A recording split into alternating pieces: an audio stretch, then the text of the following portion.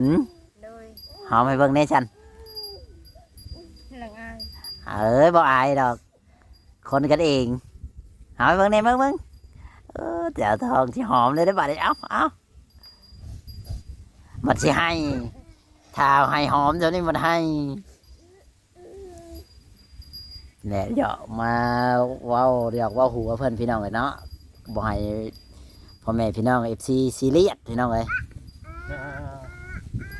เจ้าสิหอมบ่ได้บ่เจ้าทองบ่แพงบ่ปวดนะ ใครคิดว่าน่าจะ เฮ้ย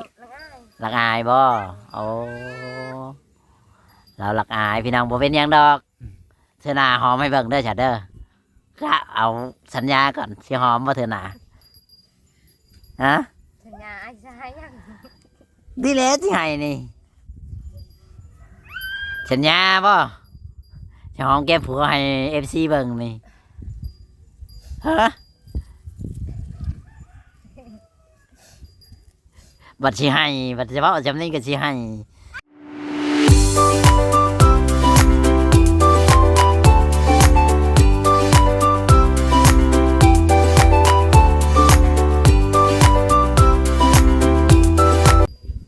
สวัสดีและสบายดีพ่อแม่พี่น้อง FC เนาะมื้อนี้เฮาก็สิมาหาบ่าวสงอีกแล้วพ่อแม่พี่น้อง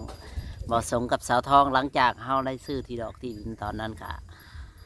บ่ได้เข้ามาหาเพิ่นมื้อนี้มีโอกาสเข้ามาหาเพิ่นคือเก่าพี่น้องเนาะก็อยู่ที่เรือนชานของบ่าวสงและก็สาวทองพี่น้องเนาะมื้อนี้ก็มาหาทางครอบครัวเพิ่นพี่น้องเนาะโอเคบ่เว้าหลายใจห่างจังใดก็ไปพบพ่อกันแล้วก็ไปพูดคุยกันพี่น้องเนาะเรื่องที่ดินที่ดอนนะเฮาก็ได้เอาใบนั้นมาให้เพิ่นนำพ่อแม่พี่น้องมื้อนี้บ่จอยได้ไปก๊อปปี้มาแล้วพี่น้องเนาะจังใดก็ไปติดตามแล้วก็รับชมนํกันเลยพี่น้องไปทางบ่าวส่งฝากพี่น้องกดไลค์กดแชร์กดติดตามให้กำลังใจในเด้อพ่อแม่แม่เนาะก็ลงคลิปไปก็คือสมอยสมีพี่น้องจังใดไปพี่น้องโอเคพ่อแม่พี่น้องสบายดีมื้อนี้บ่ได้ไปทางใดบ่บอกมันไปหากินนั่นแหละมื้อนี้หากินได้หยัง ไปนั่นแหละไปภูเขาชอบมึงไปหุบเขาเขาเจ้ามื้อมื้อนี้เพิ่นบ่ได้จ้างนึงเนาะก็แล้วเลย เพิ่นแล้วหมดแล้วจ้างนำเล็กนำน้อยบ่เทิงเฮาตะโฟนโดย10 คนคนก็ได้แม่นกินข้าวกับหยังมื้อนี้นะกับอนาชีงัวคอให้มาตะพุดวันไปบนอันนั้นได้บนเฮาขอชิ้นงัวให้งัวตายบ่งัวตายเอาแล้วกินชิ้นงัวตายบ่ชมงัวตายภาพทื่นอย่างเดียวเนาะ สาวท้องก็ทื่นบ่ทื่นกันมาเลยดิคิดว่าบ่ได้ทื่นดอก มาในกันมาเยี่ยมยามหลังจากชื่อดินแล้วออกไปใกล้นาจักเทื่อแล้วนี่ไปแล้วหลังจากอันนั้นก็พอดีไปเรียบอันนี้เลยเฮ็ดเวียกบ่ชื่อแล้วบ่ข้าวหน้าเจ้าป่านะบ่แล้วบ่มีว่าไปหาเงินชอบนึงเท่าไรนะชอบนึงว่าชอบนึงต้องไปชุดติดชอบใหญ่หรือชอบน้อยชอบอันข้าวเปลือกนะข้าวสารนี่เลยข้าวสารชอบใหญ่ชอบละพันบ่ได้ชอบละพัน6,000 บาทละพันไม่ถึงนั้นพี่น้องเนาะทางสาวอยู่ปกติเห็นยังสาวทองฮะ บ่นางแม่เจ้าเห็นยังกินนี่นะฮะนี่มือมันเจ็บบางคืนมันให้เป็นยังถือลูกนะก็พญาอันนี้แหละพญาติโตพญาประจำโตเนื้อไปอยู่วัดนี่ไปเลยมื้อนี้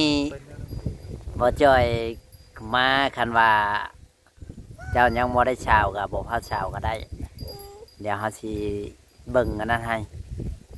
เพื่อว่าผู้ใหญ่ใจดีเพิ่นอยากปรับดินให้เจ้าก็มี โดย คันว่ายังบ่ได้ไปเช่าไว้เบิ่งไปพังไว้นาเจ้า โดย แพงบ่ถ้าว่าไปดูดนานะ เติมบ้าง จังว่า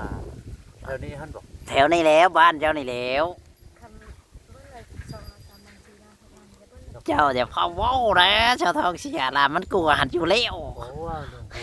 ว ว่าเรื่องตัว สิเอาอยู่ว่าชาวทอง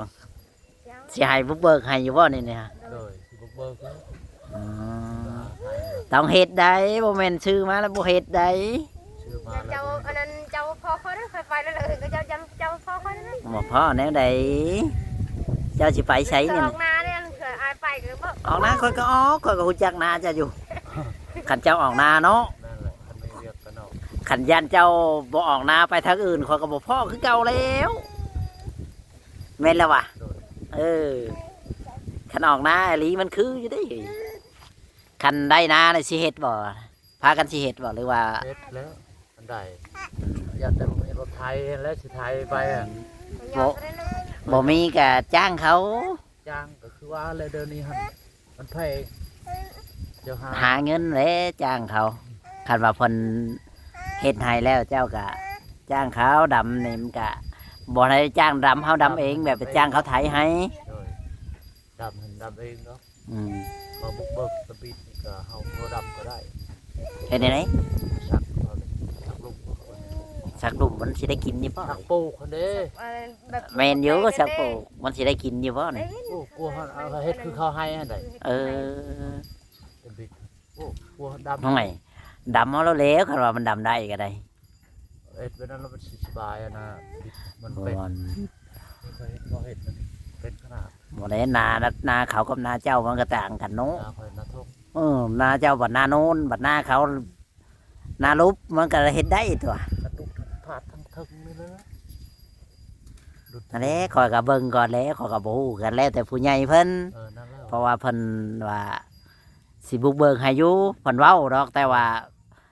มือใดนี่ข่อยบ่ฮู้ถ้าว่าได้หยังว่าได้ เออนั่นแหละ บ่แม่นว่าคันเพิ่นบ่เฮ็ดให้ก็ไปขุดเองหั้นแหล้ว เออ แม่นแล้วว่ะ แม่ ข่อยก็แค่เว้าซื่อๆได้ข่อยก็ยังบ่ได้รับปากได้ว่าสิได้แม่นแล้วว่าชาวทอง อย่าคล้องได้เพราะนั้นมันคล้องข่อยบ่ได้เด้ ปกครองแล้ว เออ คอยขุดคอยทาง อืม ทางแล้วว่าจะสั้นแล้ว คันเจ้ามีเวลาก็ไปเบิ่งดินดอนตอนหญ้าเจ้าของก็คันได้เฮ็ดแล้วก็คือนอนพุ่นเนาะ เออ โอ้ อันเฮ็ดได้จะคิดว่าเอาไป ต้องพากันเฮ็ดนั่นแหละได้มาแล้วก็เฮ็ดกิน คนโชว์ในบ้านนี่เขาชอบใจอยู่ อย่าแล้วเขาชอบใจกันเลย เอาก็หาเงินตัวเตรียมโตเมนแล้วบ่มีเงิน อันนี้ไป บัดเป็นมาเนี่ย ไปหากับเมียวานนี่เมียได้เท่าไรเมียบ่ได้ไปบ่วาน ไป นี่ เขาได้ไปลูกเจ็บมือ อ๋อ เดี๋ยวตกมือ ไปพอดีเหรอผัวมานี่เมียหอมแก้มรถทีให้กำลังใจผัวมึงไง จะรู้ไหม อะไรเนาะ เห็นหยังนะนางอย่านี่แหละพี่น้องเอ้ยเอากลับมาเยี่ยมยามถามข่าวบ่ส่งนี่แหละใบอันนี้ของเราเอามาให้เรากันดูใส่เลยเอาอยู่บ่บ่ส่งใบมัน เอาแล้ว หรือว่าบ่เอาบ่เอาไป จับ เอาเล เงิ ย นเท่าเบาแล้วมันยาก ยากแน่ใด เขาทำหาภาษีเลยยากได้หันภาษี ปั่นกันเด้อคอยคัตตี้มาให้เรียบร้อย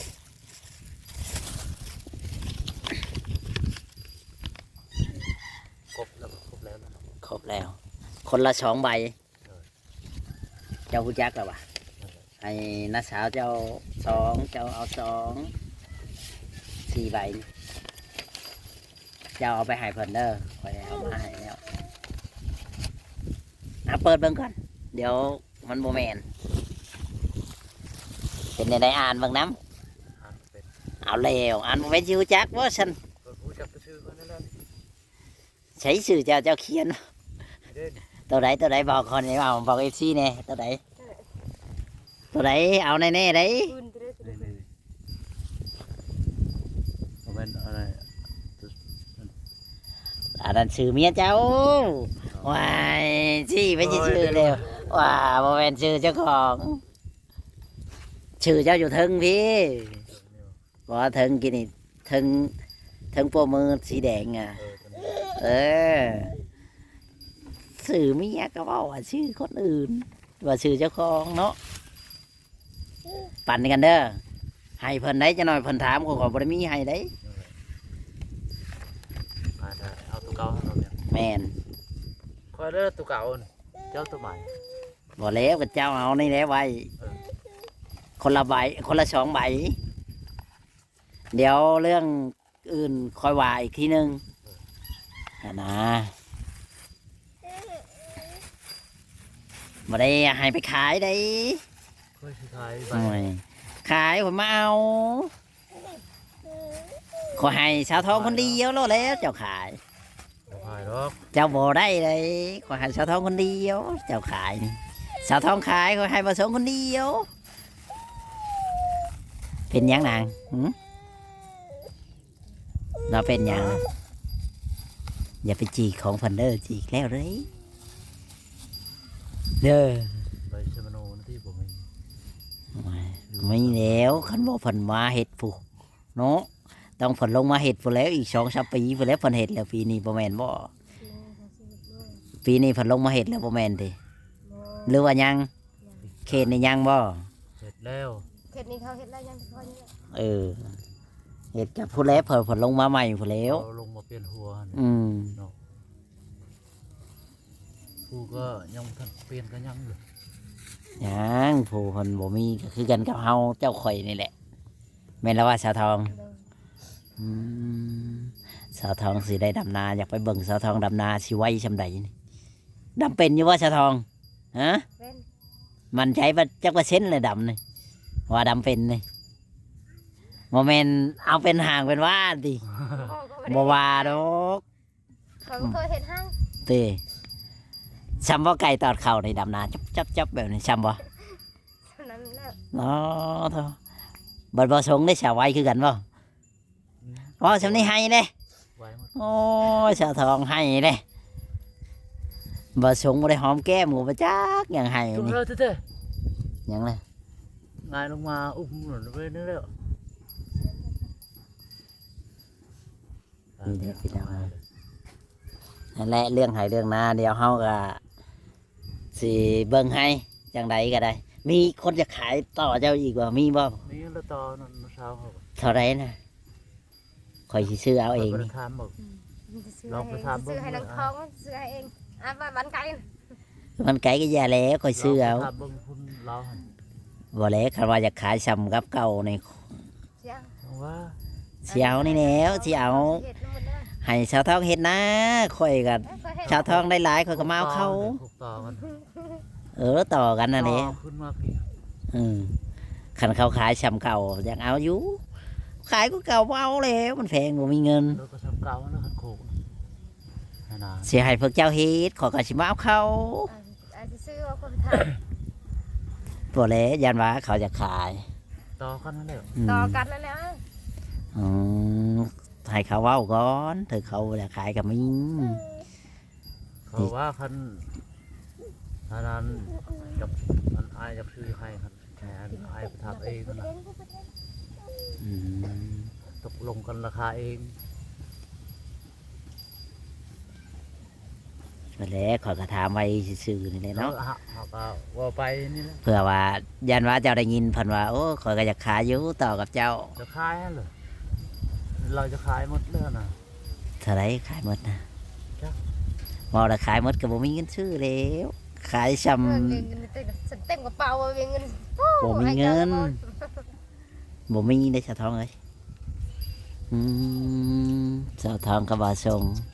เขาก็บุกไป ถ้าว่าเขาจะขายก็บอกคอยคันว่าซ้ำเก่า เลย คอยสิมาซื้อเอาแล้วให้พวกเจ้าเฮ็ด เลย ต่อกันเด้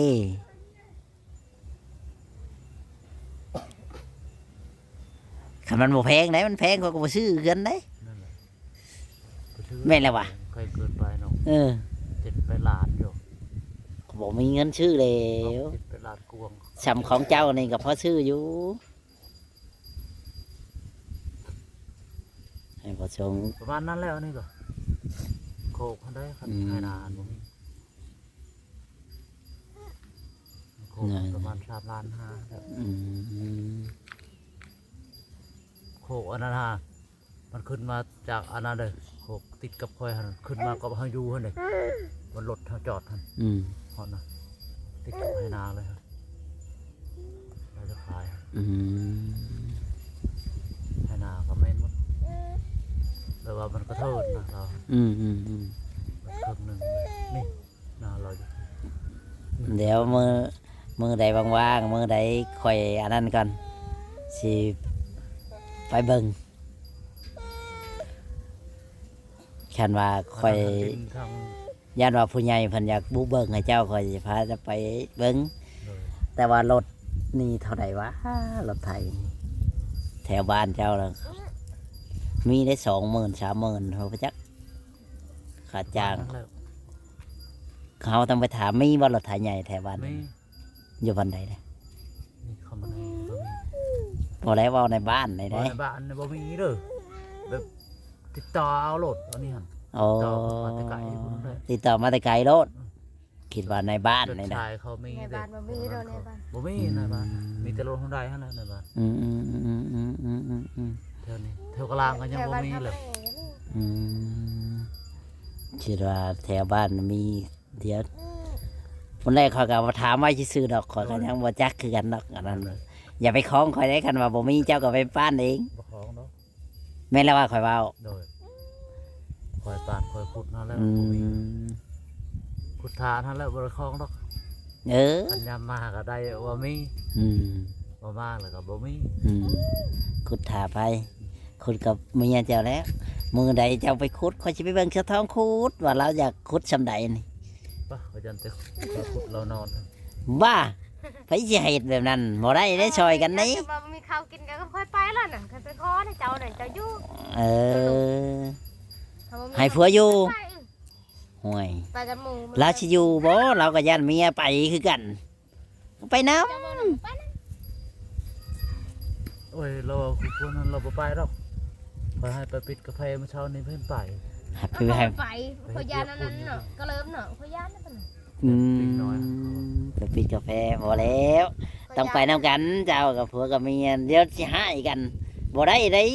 บ่หายเด้อคอยให้ไปแล้วคอยบ่หายเลย จักแล้ว เอาไปแล้วแล้วจะไปแล้วคอยทาเอาเงิน ถึงมันบ่ได้ได้ฉัน บ่ได้ก็ อ้าว เรื่องของเจ้าแล้วไปอยู่ บัดสิมาเจ้าไปสิอย่างเช่นอย่างสิบัดสิบ่ให้กันติว่าสง คอยบ่หายนะคันคอยให้ไป อันนี้ให้ขออันนั้น เฮ้ย ให้เราไปขอเข้าเพื่อนขโมยอยู่เพื่อนเขาว่าจะไปขอเข้า บ่สงเจ้าจะไปขอข่าวบ่ โอ้ยบ่ไปเด้อ เป็นแนวไหน เขามาหมดนะเขาหมดเลยจะไปขอแล้วน่ะ ยกเลย เจ้าจะไปกินหยังฉัน เขาว่ามิง เอาไปขออยู่ใช้ฉัน เดี๋ยวไปขอไทยวันนี่ไปขอเลยจะใช่ ตอนนี้หาเงินไปวันบาท หาเนี่ยไหนนี่มันนะ ตอนนี้ เขาเพื่อนเอาไปเขาจ้างหนึงดอกนึงนี่น้อยหุบไปดอก เจ้าต้องได้ไปขอได้บ่สงเอ้ยบ้านนี่ ไปขอเลย ข่อยสิไปถ่ายคลิปจะไปขออยู่ไสบอกข่อยเด้อ พูดเลยคอยไปขอในทาง ให้ถ่ายอยู่แล้วว่ะ บ่ได้เดียว ถ้าไอ้ก็บ่เป็นหยังเลย ข่อยอยากรู้จักว่าเจ้าสิขอแนวใดหั่นนะ ถ่ายแล้วแล้ว อ๋อไข่ชาวทองเป็นคนฮับ ขณะอันนั้นอัญญาครูอัญญาอย่าทานพุทธนั่นเด็กเข็นคอยแล้วพุทธทายเนี่ยข้างในพุทธนบไป อืม ทำบุญนำตัวคอยตัวคอยก็นบเอาคือกัน โดยสาวทองบ่ส่งพี่น้องเลยนี่แหละชีวิตลาวเข้าใกล้ชิมดเลยบ่ โดยนักขู่นึง กินใช้บัตร จังว่าแล้ว ยังคู่หนึ่งเมื่อนั้นก็คือว่ายังคู่หนึ่งห่วยคือหลายคู่แท้ ขู่น้อยได้เนี่ยมันลุกลงเลยได้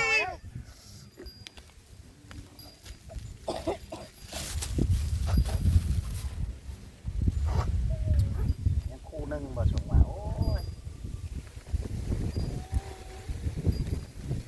ไม่ได้บาท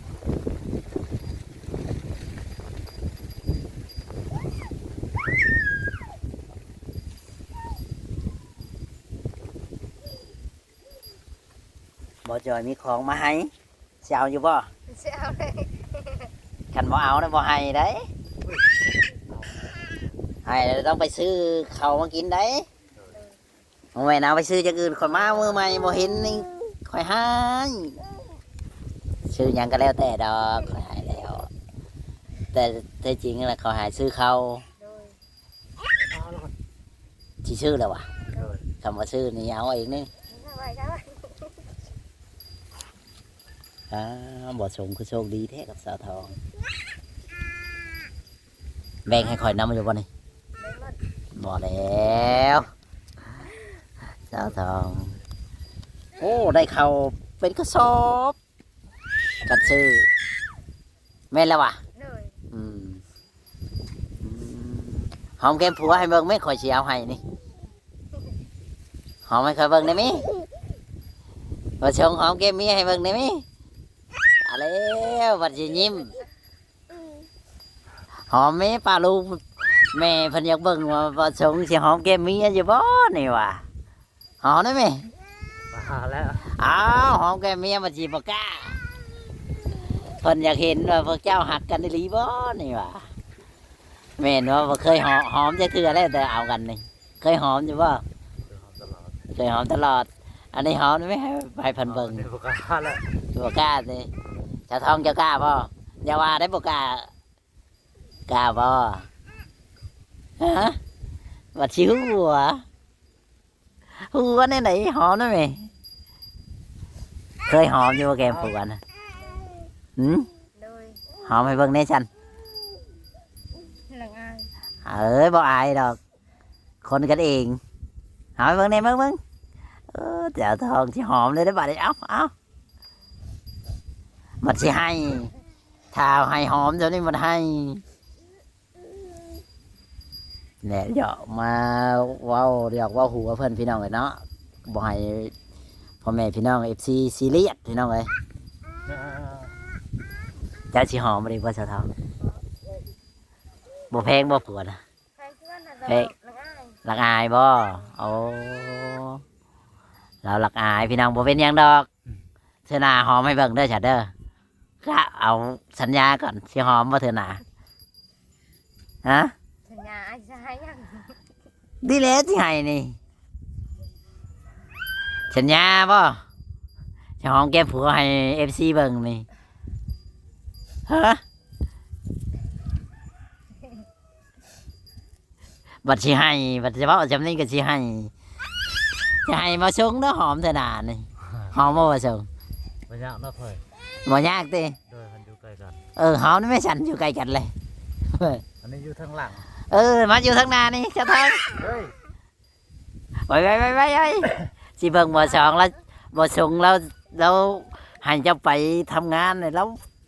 คิดแนวใดนี่นะอันนี้ไม่มาหอมให้เราเบิ่งนี่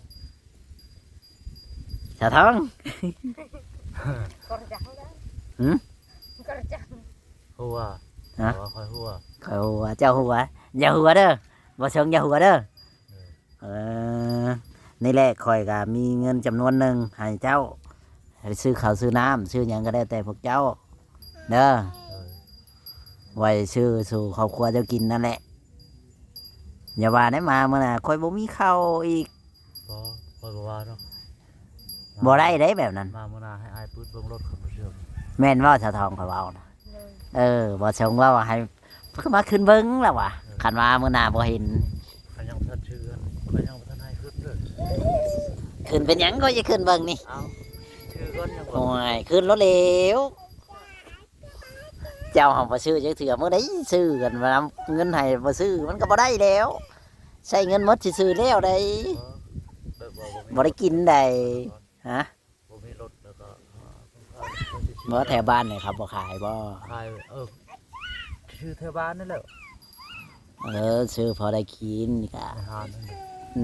ซื้อแบบให้พวกเจ้ากินนั่นแหละบอกเพราะว่าช่วงนี้มันก็แบบอันนั้นแน่ค่ะเขากันยังบ่แล้วเขาแล้วน้ำเขาสิไปขอ เขาก็บ่อยู่เฮือนอยู่ซ่านนะช่วงหนานี้มันก็สิยากแน่น้อยนึง อยากตอนเดือน12เดือน12 ดือน5จะเอาแค่นี้ เดือน1เดือน2เดือน3เนี่ยมันก็อีกแบบหนึงแล้ว มันก็เขาอยู่เฮือนอยู่ชานเขาแล้วน้ำอันนี้เพื่อไก่ไผน่ะ ไก่ค่อย เคยคนนั่นแหละ อ๋อ ชอบตัว เอามาได้ใช้น่ะ ค่อยสื่อ เคยชื่อช่วงว่าอายให้เงินนั่นเด็ โอ้ เป็ดกับแม่นมาแล้ว เลี้ยงหลายๆเด้อที่สิมาเอานำนี่สิให้อยู่บ่นี่ ให้ ให้อยู่บ่ชาวทองเผื่อเจ้าให้ จะ เด้อ ให้เป็นอันนั้นคนเป็นปูคน อ๋อ จะนั่นเองมาเอาเราเดินหาจะนั่นเอง โอ้ได้ฉันให้อีหลีได้ หันเลย กินเลี้ยงครับ กินเลี้ยงมาได้ใช้อีก กินจะพูด อ่ะให้สาวทองกับบ่าวสงกันนั่งใกล้ๆกันนี่เอ้ยบ่อยากได้บ่เงินนี่อยากได้อยู่หรือบ่อยากได้อ่ะ ได้ อยากได้